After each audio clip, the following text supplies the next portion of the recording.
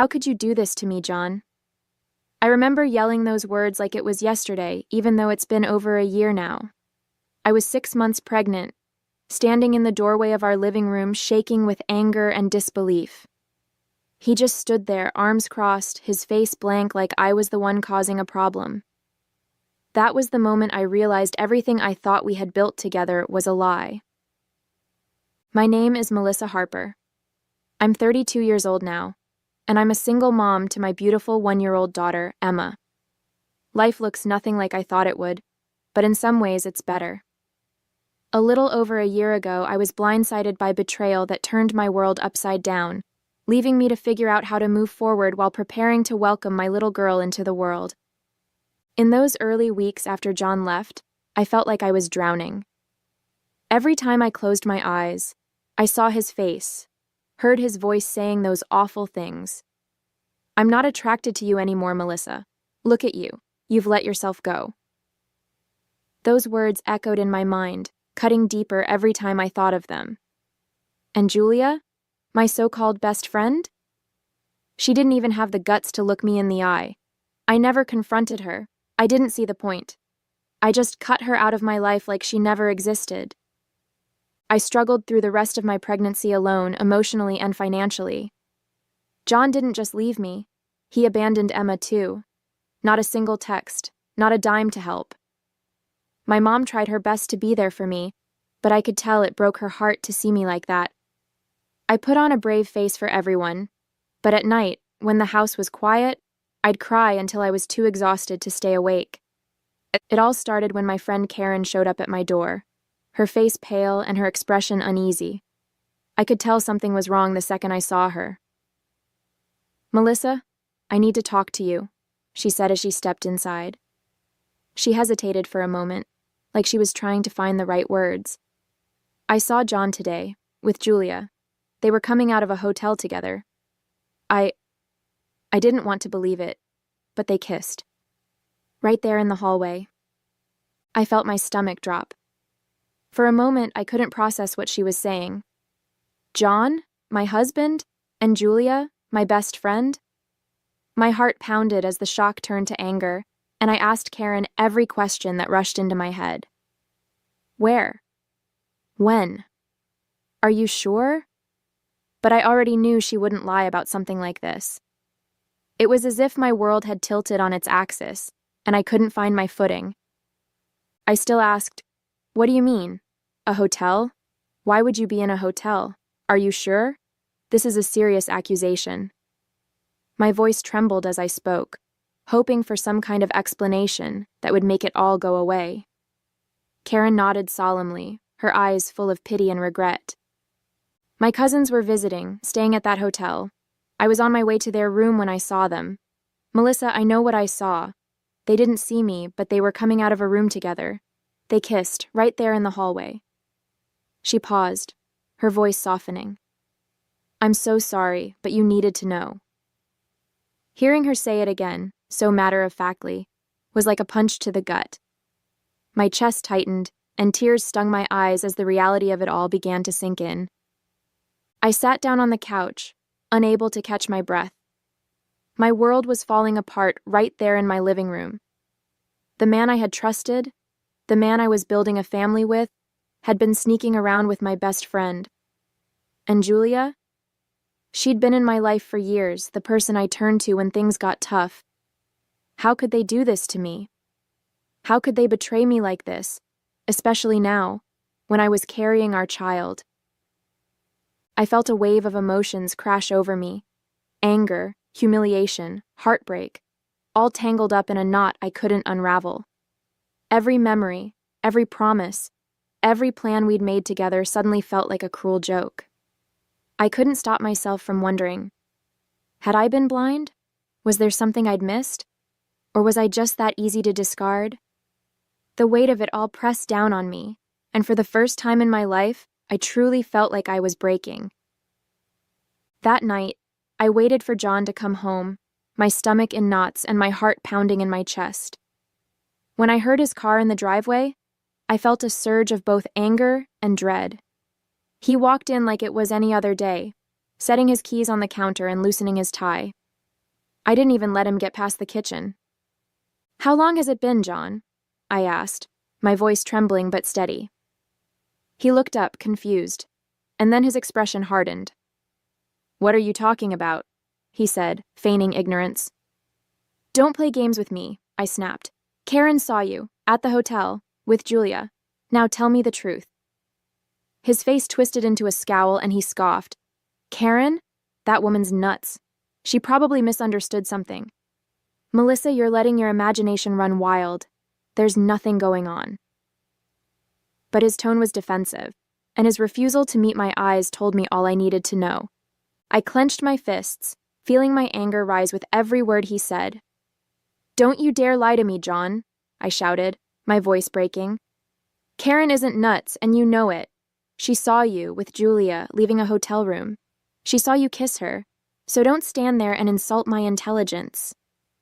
He threw his hands up in frustration, pacing the room like he was the one being wronged. "Melissa, you're blowing this out of proportion," he snapped. "Karen probably saw something innocent and twisted it in her head.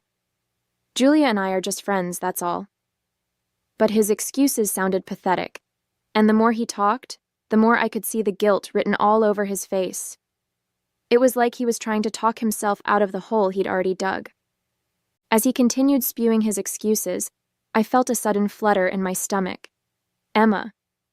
She moved, as if reminding me she was there, a tiny life depending on me in the middle of all this chaos. For a second, the anger was replaced by a wave of sadness so heavy it nearly crushed me. How could he do this to us? To her? I put my hand on my belly instinctively, trying to steady myself. "Do you even care about us, John?" I asked, my voice quieter but laced with heartbreak. "Do you care about your daughter? She's in here and she can feel this. Feel me falling apart because of you." His eyes flicked to my belly for a brief moment, but instead of softening, his face stayed cold and unreadable. "This isn't about the baby," he said flatly. "Don't make this more dramatic than it needs to be." It was in that moment I knew. I was truly on my own. I felt tears welling up, but I refused to let them fall in front of him. "More dramatic?" I repeated, my voice trembling with disbelief. "I'm 6 months pregnant, John. 6 months. And you're telling me it's not dramatic that you're sneaking around with my best friend? That you've destroyed our family before our daughter even has a chance to be born?" My voice rose with every word, my heartbreak morphing into a fiery rage I couldn't hold back anymore. John sighed as if he was the one being inconvenienced. "Melissa, you're blowing this out of proportion," he said, shaking his head. "Julia and it just happened, okay? I can't help how I feel. Things haven't been the same between us for a while, and honestly, look at yourself. You've changed." He motioned toward me, his words dripping with contempt. "I'm not attracted to you anymore, Melissa. I'm sorry, but it's the truth." John scoffed, shaking his head like I was wasting his time. "God, Melissa, do you even hear yourself?" he snapped, his voice ice cold. "You've been nothing but a whiny, overgrown baby ever since you got pregnant. Every day it's something. Your back hurts, your feet are swollen, you're tired. I get it, you're pregnant, but you act like you're the first woman in the world to have a kid. It's pathetic." He looked me up and down, his expression twisting into disgust. "And don't even get me started on how you look," he said, his voice dropping to a cruel sneer. "You're massive. Honestly, Melissa, you're starting to look like a damn elephant waddling around here. It's embarrassing. You don't even try to look decent anymore. It's just sweatpants and your greasy hair tied up in that ugly bun. Julia? She's gorgeous. She actually takes care of herself and she's fun to be around. You're just a moody, needy mess, and I'm tired of pretending otherwise." He stared at me, his words hanging in the air like poison, and I felt my entire body go numb. I stood there, frozen, unable to find the words. How could he be so cruel? I had braced myself for denial, for excuses, but not for this. The man who had once promised to love me, who I thought was my partner, was standing in front of me, tearing me apart piece by piece. It wasn't enough that he had betrayed me, that he had thrown away our marriage and our family for my best friend.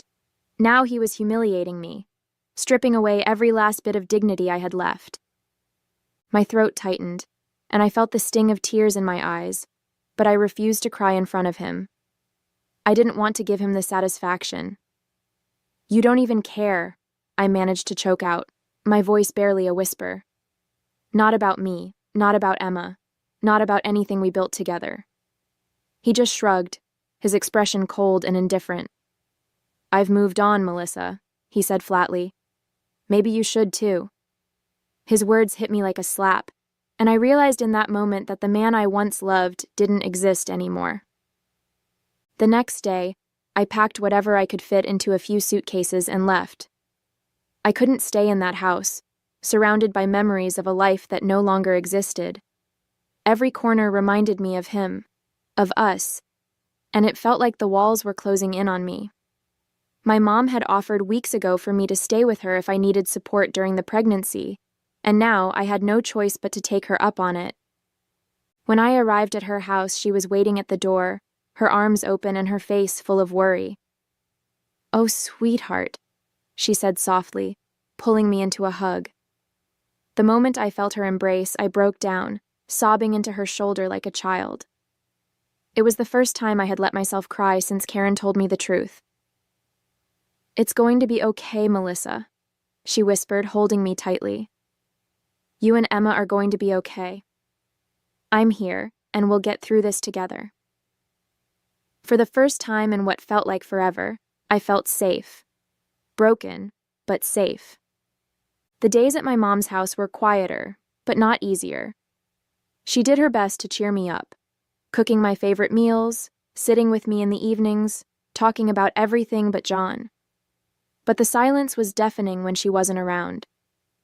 I spent hours staring at the nursery items I had brought with me, folding and refolding Emma's tiny clothes, wondering how I was going to do this alone. Every now and then, I'd catch myself picking up my phone, tempted to call John, to scream at him, to demand how he could walk away from us so easily. But I stopped myself every time. What was the point? He made it clear who he was, what he cared about, and it wasn't me or his daughter. Instead, I put all my focus on Emma, reminding myself that she was the reason I had to stay strong. For her, I couldn't let him destroy me. After a few weeks, it was like John had vanished from my life entirely. No calls, no texts, no questions about the baby, nothing. It was as if he had erased us from his world, like we had never existed to him. At first, I checked my phone obsessively, half hoping, half dreading that he might reach out, but there was nothing. Eventually, I stopped checking. I told myself it was better this way. No reminders, no lingering false hopes, just silence. It was strange, though. The man who had been such a constant presence in my life for years now felt like a ghost. When I moved into my mom's house, I packed away every photo of him, every trace of him from my old life, and tucked them into a box I shoved into the back of the closet. Sometimes I'd catch myself thinking about him, not in longing, but in disbelief. How could someone just disappear from their own child's life before it had even begun? It was like John had never existed, but his absence was loud and it echoed in every moment I was left to face alone. Months passed, each one harder than the last. Pregnancy wasn't kind to me. I was constantly exhausted, and the stress of doing everything alone weighed heavily on me. My mom was a lifesaver, but there were still nights when I cried myself to sleep, wondering how I ended up here. The idea of bringing Emma into the world without her father, without the life I had envisioned for her, filled me with guilt. But every time I felt her move, it reminded me that she was my reason to keep going. She was the only good thing to come out of this mess. When Emma finally arrived, she was perfect. I'll never forget the moment I held her for the first time. Her tiny fingers wrapped around mine, and I felt this overwhelming wave of love wash over me. For the first time in months, I didn't feel broken. I felt whole. It didn't matter that John wasn't there. It didn't matter that he had chosen to walk away. In that moment, all that mattered was Emma, and she was mine. My beautiful, precious little girl. She was worth every tear, every sleepless night, every bit of pain. The first few weeks with Emma were a whirlwind. Between the late-night feedings and figuring out how to be a mom, I barely had time to think about anything else. She had the most beautiful eyes, big and bright, full of wonder, and when she looked at me, it felt like everything was going to be okay. My mom helped a lot, but I made sure to do as much as I could on my own. I wanted to prove to myself, and maybe even to John, though he was long gone, that I could do this without him. Still, there were moments when the loneliness crept in. I'd see dads doting on their kids at the grocery store or hear friends talk about their partners helping with nighttime feeds, and it stung. But then I'd look at Emma and all the sadness faded. She was my world now, and every smile she gave me, every little coo, made it all worth it. I didn't need John to be happy. I had everything I needed right there in my arms. Weeks later, when life with Emma started to feel a little more manageable, I decided to venture out to the mall. My mom offered to watch Emma for a few hours so I could get some time to myself, something I hadn't done since before she was born. It felt strange leaving the house without her, but I knew I needed the break. Just walking through the brightly lit corridors, surrounded by people going about their lives, was a reminder that the world hadn't stopped turning even when mine had felt like it had. I wandered aimlessly for a while, stopping to browse in a few baby stores, picking out a couple of outfits for Emma. I was just starting to feel a sense of normalcy when I heard a voice call out my name. "Melissa?" I turned, and my heart stopped. It was Julia. She looked different, her face pale, her eyes red and puffy, and there was no mistaking the slight swell of her stomach. Before I could react, she rushed toward me, her voice breaking. "Melissa, I'm so sorry," she said, tears spilling down her cheeks as she grabbed my arm. I froze, completely caught off guard. Julia, the woman who had shattered my life, was standing in front of me, crying like a child. She didn't seem like the confident, manipulative person I remembered. Her shoulders were slumped, her clothes wrinkled, and her hands trembled as she wiped her face. "I know I'm the last person you want to see," she sobbed, her words tumbling over each other. "But I need to tell you everything." I didn't say a word. I just stood there, my heart pounding in my chest, waiting for her to continue. "John left me," she choked out. He lost his job a few months after we got together and things got bad. He started gambling, drinking, and when I told him I was pregnant, he just left. He said he couldn't handle it." She covered her face, her body shaking with sobs. "I don't know what to do, Melissa. I'm so sorry for everything I did to you. You didn't deserve any of it." She broke down right there in the middle of the mall, people glancing at us as they walked by, but I didn't care. I couldn't move. I just stared at her, a wave of mixed emotions flooding through me. Julia kept sobbing, her voice breaking as she pleaded with me. "Please, Melissa, I know I don't deserve it, but I need you to forgive me. I was selfish and stupid, and I ruined everything. I wish I could take it all back. Please, I'm begging you." Her words hung in the air, but I didn't respond. I couldn't. I just stood there, staring at her, feeling an odd mix of pity, anger, and satisfaction. For so long I had dreamed of a moment like this, of her realizing the pain she'd caused and begging for my forgiveness. But now that it was happening, I felt nothing. Not even a flicker of the satisfaction I'd expected. I looked at her one last time, her face streaked with tears, and without saying a word, I turned and walked away, leaving her there in the middle of the mall. When I got home, as if the day hadn't already been surreal enough, I had the second surprise waiting for me. Sitting on the front steps, slouched like a man who'd lost everything, was John. For a moment, I thought I was hallucinating. He looked so different, unkempt, exhausted, and reeking of alcohol. His hair was messy, his clothes wrinkled, and he barely looked like the man I used to know. He looked up as I approached, his eyes bloodshot and glassy. "Melissa," he muttered, struggling to stand. I needed to see you. I froze, my breath catching in my throat as a wave of anger surged through me. I couldn't believe this was happening, that after everything he'd done, he had the audacity to show up here. "What are you doing here?"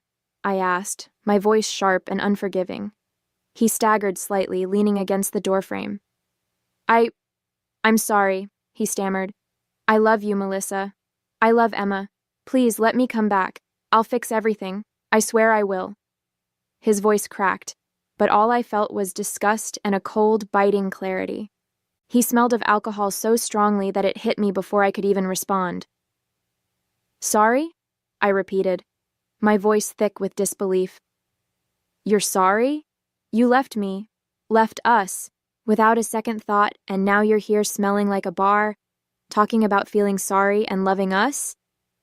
John ran a hand through his messy hair, his shoulders slumping like the weight of the world was pressing down on him. "I know, Melissa," he said, his voice cracking. "I know I've screwed up. I've lost everything. You, Emma, my job, my money. I've been such an idiot, and I can't stop thinking about what I threw away. I love you. I love Emma. I do. Please, just give me a chance to make it right." For a moment, I just stared at him, my emotions a storm of anger, pity, and something I couldn't quite name. This was the man I had once built my world around, the father of my child, now reduced to this broken shell. "You love us?" I said, my voice trembling. "Where was that love when I was 6 months pregnant and you walked out on me? Where was it when Emma was born and I was in the hospital alone? You abandoned us, John. You don't get to show up now and play the victim." He staggered slightly, holding onto the doorframe for support. "I know," he whispered, tears welling up in his bloodshot eyes. "I know I don't deserve anything from you. But I've changed, Melissa. I can change. Please, just let me be a part of Emma's life. I'll do anything." I felt a lump rise in my throat as I watched him fall apart.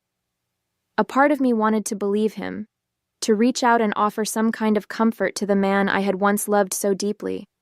But the memory of all the pain he'd caused, all the nights I cried myself to sleep wondering how I would do this alone, kept me grounded. "No, John," I said finally, my voice steady but heavy with emotion. "You're not part of my life anymore.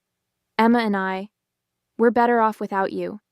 You made your choice, and now you have to live with it."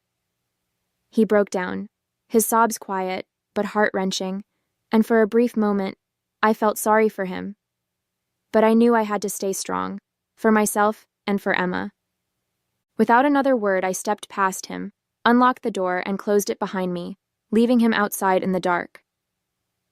Inside, I leaned against the door, the weight of the day finally hitting me. In one day, both people who had nearly destroyed my life, John and Julia, had shown up, broken and ruined by their own choices. I didn't have to lift a finger for it to happen. They had done it to themselves, consumed by the same selfishness and deceit that had shattered my world over a year ago. I thought back to everything I'd been through, the betrayal, the heartbreak, the sleepless nights wondering how I would raise Emma on my own. Through it all, I had lived my life with dignity, focusing on my daughter and rebuilding my own sense of worth. And now, here I was, standing tall, while the people who once tore me down were left to face the wreckage of their actions. I climbed the stairs quietly and peeked into Emma's room. She was fast asleep, her tiny face peaceful and perfect in the soft glow of the nightlight. I leaned down and kissed her forehead, feeling a surge of gratitude and love. This was my life now, and it was going to be beautiful. Hey there! Did you like the story? If you did, don't forget to hit the like button and subscribe to the channel. It helps us a lot and makes sure you won't miss out on more great stories we share here. Thank you for watching, and we'll see you in the next one.